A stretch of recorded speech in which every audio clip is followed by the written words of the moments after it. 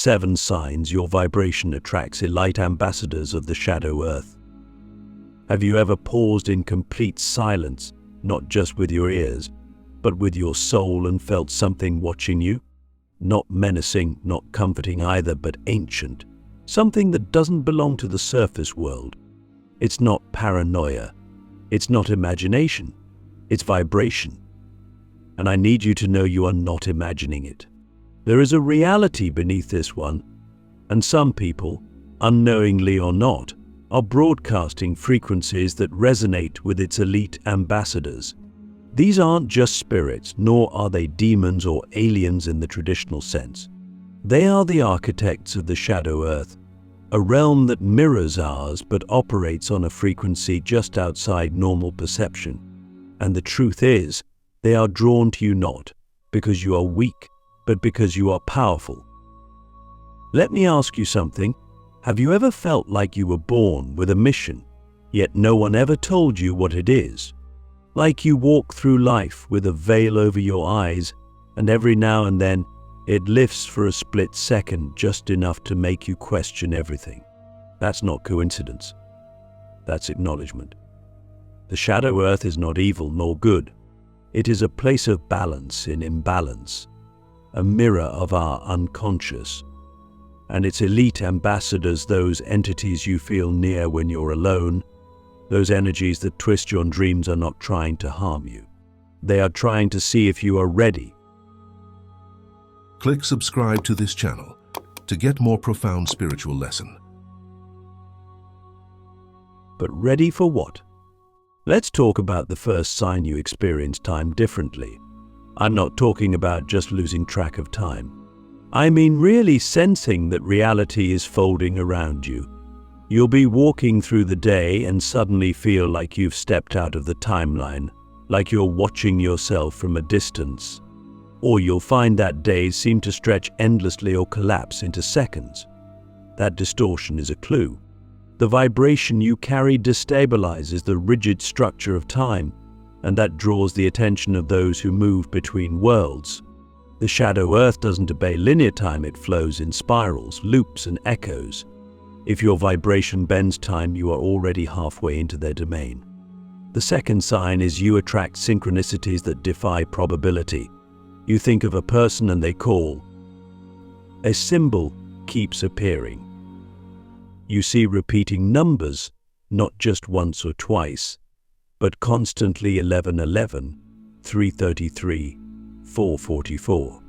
The surface mind dismisses this as coincidence, but deep down you feel the pattern. You're not crazy. You're being spoken to. The elite ambassadors of the Shadow Earth communicate through symbols, not words. The question is, are you reading the signs or still ignoring them? Because every time you see one, it's not just a message, it's a test. How awake are you, really?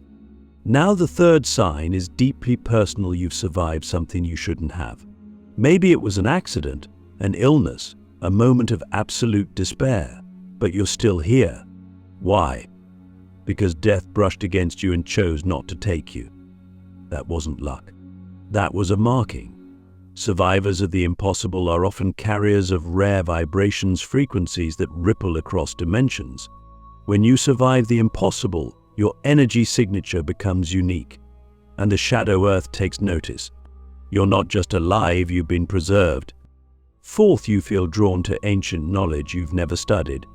You see a symbol from Sumeria, Egypt, or Atlantis and it stirs something. You read words in Sanskrit or Sufi poetry and cry without knowing why. This is not nostalgia, it's memory. You have walked the halls of temples that no longer stand. You've spoken words in lives you can't remember. The elite ambassadors of the Shadow Earth are custodians of forgotten truths. When your vibration aligns with theirs, memories awaken not from this life, but from your soul's archive. They're not just watching you, they recognize you. Now, let's pause. Why do you think you're drawn to this video, to this moment, to these words? We live in a world of noise, distraction, chaos. But your soul heard something beneath the surface. a frequency embedded in this very message. That's the fifth sign you can hear what others cannot, not just sounds, but messages hidden in music, voices in white noise, vibrations in silence. You might call it intuition or even clairaudience, but it goes deeper. The elite ones of the shadow earth speak in pulses, in codes, in layered frequencies. If you've ever heard your name whispered with no one around, or a sound that made your whole body freeze, you're not hallucinating. You're being pinged. They're checking if your inner receiver is active. And here's the sixth: you are a magnet for the broken, the mysterious, the powerful, and the lost. People come to you, not because of who you appear to be, but because of what you radiate. You could walk into a room and instantly attract the attention of someone hiding deep trauma, or someone deeply spiritual, or someone who seems to be on the edge of something profound or dangerous. Why? Because your aura is a lighthouse for those navigating the fog of dimensions. The elite ambassadors don't just observe, they send people, sometimes as tests, sometimes as teachers, and sometimes as mirrors. You may think you're helping them, but in truth, they're revealing you to yourself. And finally, the seventh sign: your dreams are no longer dreams. They're missions, portals, conversations. You wake up with the feeling that what happened in your sleep was more real than what happens when you're awake. You've traveled. You've seen things: cities of black glass, oceans that whisper, beings with eyes made of stars. You don't tell people, or if you do, they laugh. But you know, that was not imagination. That was you slipping partially into the shadow earth. The elite ambassadors communicate most clearly when your conscious mind is asleep, because only then is your true self listening. So the real question is, do you dream or do you return? I think about this. If everything you've ever called strange in your life wasn't random, what if it was all preparation? What if they'd been waiting for you to wake up? You see, you are not a victim of supernatural curiosity. You are not being haunted. You are being noticed. And in the realms beyond light, attention is the highest currency of all. The shadow earth doesn't seek to destroy you. It seeks to recruit you. Because your vibration is rare. Your presence is disruptive. Your awareness is dangerous to the veil, to the lie, to the illusion of separation. And the elite ambassadors are sent not to attack, but to invite. But the invitation is hidden. Only those who have suffered, awakened, and questioned everything can even read it. So I ask you now, what are you going to do with this awareness? You've made it this far into this message because your soul knows. And now, the real journey begins. Initiation into the invisible war, why the shadow earth tests those who shine.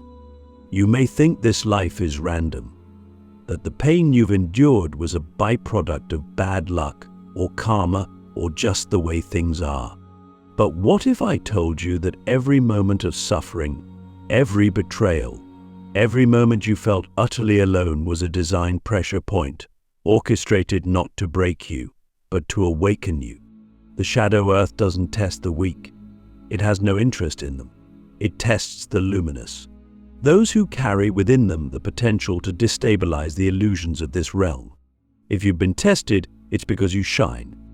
There is an invisible war happening right now, not of guns, armies, or politics. That's the surface distraction. The real war is vibrational. It is fought in thoughts, in energies, in frequencies that decide whether this earth remains asleep or begins to stir. And yes, you have been drafted long before you were born. This is not a metaphor. Your soul is ancient, older than you dare to imagine. You've agreed to enter this realm, to forget who you are, and to remember through pain. That's why your life has never been normal, because you were never meant to be. The elite ambassadors of the shadow earth are not your enemies, but they are not gentle either.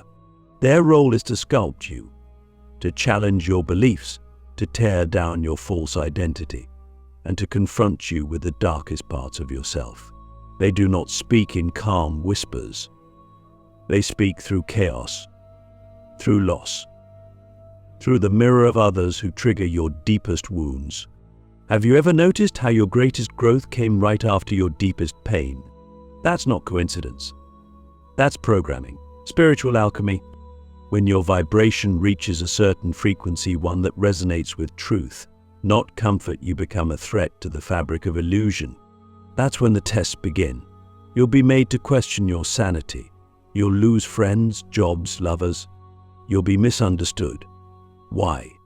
Because the shadow earth needs to know. Will you betray your light for belonging? Most do. They retreat. They numb themselves. But very few choose to go deeper, to hold their light in the dark. And those are the ones who are initiated. Let me tell you something most spiritual teachers won't say. Awakening is not beautiful at first. It is brutal. It feels like dying. Because in many ways it is. Your ego dies. Your illusions die. Your attachments crumble. You start to see the world differently. You notice things others don't tell. People lie with smiles. The way social systems are built to drain, not empower. You see the energetic parasites that live in plain sight. You see the architecture of control. And that awareness isolates you. But that's part of the initiation. The shadow earth isolates you so it can see what you really are without the masks. So I ask you again, why do you think you've always felt different? Why do you think you're drawn to secret knowledge, to forbidden truths, to mystical experiences that others ridicule or fear? Because your soul remembers. And the ambassadors sense that. They test you because they suspect you might be one of the few capable of piercing the veil. And if you do, they will either try to corrupt you or invite you into deeper knowing. But you must understand, nothing is given freely. Everything must be earned through vibration. Every test you pass, every moment you choose truth over comfort, silence over noise, love over fear, your frequency sharpens. And eventually the shadow earth stops testing and starts revealing. That's when the real training begins. Are you ready for that? The code of the veil, secrets only the watchstones know. There comes a moment, not marked by ceremony or ritual, when a soul steps beyond the veil, not with their body, but with awareness. It's a silent crossing. No one applauds. No one notices. But everything changes. If you've made it this far, if your soul is still resonating with these words, you've likely already crossed. You've glimpsed the truth behind appearances, and now you are being watched not in fear, but in fascination. The elite ambassadors of the shadow earth do not waste time observing the asleep. They focus on those who have begun to decode the veil. But what is the veil, really? It's not just illusion, it's architecture. A carefully woven lattice of beliefs, distractions, emotional traps, and energetic loops that keep humanity spinning in circles. It's religion without spirit, science without soul, culture without consciousness. The veil is not just external, it lives inside us. It is the voice that tells you to stay quiet when your spirit cries out. It is the feeling of emptiness after achieving surface-level success. It is the hunger that no food, wealth, or praise can satisfy. And once you begin to see it, you can never unsee it. The watched ones, those whose vibration has begun to disturb the veil, start to notice patterns others don't. You'll feel it in conversations where people speak but say nothing. You'll see it in media, where truth is buried under spectacle. You'll sense it in your daily life, where every interaction either drains or uplifts you profoundly. This hypersensitivity isn't a flaw. It's a sign. You are tuning into the code of the veil, the secret language that governs the illusion. And once you begin to read it, reality becomes a chessboard. Now here's the secret the shadow earth doesn't want most people to know. The veil isn't a prison. It's a filter.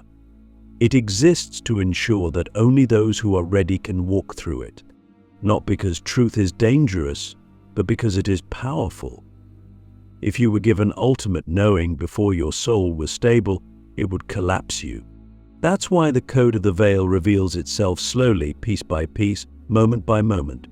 through intuition, through synchronicity, through suffering, through silence. The watched ones begin to receive dreams that feel like instructions. You might wake up with blueprints in your mind, symbols you've never studied, languages you've never learned but somehow understand. These are not dreams, they are downloads. The ambassadors are not just watching, they are transmitting. They implant fragments of ancient knowledge into your subconscious, not to control you, but to activate you. Because once you begin decoding the veil, you become useful not just to them, but to the earth itself. You start to question everything, not from rebellion, but from resonance. You feel the lie before you understand it intellectually. You start to let go not because you're told to, but because the old systems no longer fit. Careers, relationships, identities, they begin to fall away. And what's left is terrifying at first, because it's emptiness. But that emptiness is sacred. It's the blank canvas where your true self begins to write its return. This is the essence of the third stage of awakening reconstruction. Once the veil is pierced and the old self is burned, the new self must be built consciously. This is where most falter, because the veil will try one last time to seduce you back. It will offer you comfort, distraction, applause. You'll be tempted to settle, to take what is good enough and stop seeking. But the watched ones know settling is spiritual death. The code only continues revealing itself to those who persist. And here's the paradox: the more you decode the veil, the less you need to. Because truth begins to live inside you. You become the code. You begin vibrating at a frequency that not only reveals illusion but dismantles it. You walk into a room and shift the energy. You speak and others feel something ancient stir. You touch someone and their trauma begins to loosen. You don't need to preach. You radiate. This is the true power of the watched ones, not domination but resonance. So ask yourself, are you living from the code of the veil, or are you still trying to find comfort within it? Because once you know, you can't go back. The final invitation. What happens when you answer the call of the shadow earth? When the call arrives, it doesn't sound like a trumpet in the sky. It doesn't come with a letter, a title, or a ceremony. It whispers. It stirs. It moves in the space between breaths. Maybe it shows up in a moment of devastating loss, or a dream that leaves you trembling. Maybe it comes when you're staring out a window, wondering what your life is really for, but you feel it, deep in the marrow of your being. And when you answer it not with words, but with willingness, everything begins to change.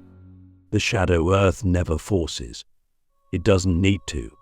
It waits, ancient and still, for those rare souls who are ready to remember. And when you say yes, truly yes, it begins. The final initiation isn't about escaping this world. It's about seeing through it. About walking through the illusion with open eyes, knowing the rules, but no longer being ruled. You become a bridge, a carrier of frequencies that don't belong to this century. You become a living doorway between the seen and unseen. But don't mistake this for glamour. The final invitation is not an escape from the human experience, it is a deepening of it.